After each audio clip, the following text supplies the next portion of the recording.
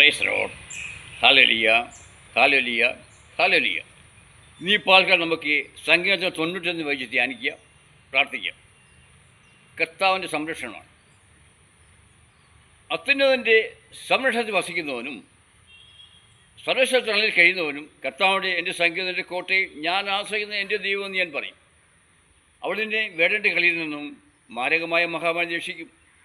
തൻ്റെ ചൂലുകൾ കൊണ്ട് എന്നെ മറച്ചുകൊള്ളും. അവിടുത്തെ ചിറകടിയിൽ നിന്ന് അഭയം ലഭിക്കും. അവിടുത്തെ വിശ്വാസത നിനക്ക് കവചവും പരിചയമായിരിക്കും.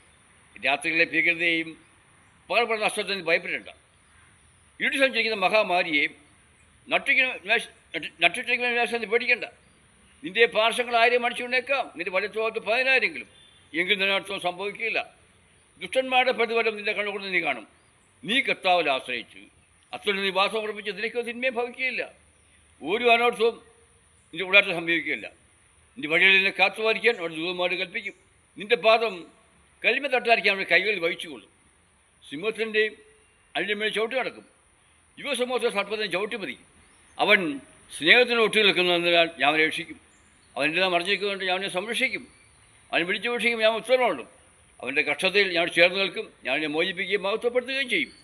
ദീർഘാശ നൽകി ഞാൻ അവനെ സംതൃപ്തനാക്കും. എൻ്റെ രക്ഷ ഞാൻ കാണിച്ചു ഭർത്താവായ സ്തുതി. ഈ വായനഭാഗം നമുക്ക് ഒരു ഫുൾ ഫോർവേഡ് പ്രാർത്ഥനയാണ്. ഞാൻ ഡെയിലി പ്രാർത്ഥിക്കാനുള്ളതാണ്. ഏത് വിശ്രമത്തിലും നമ്മുടെ ദൈവം വെളുത്തൻ സർവശക്തനാണ്.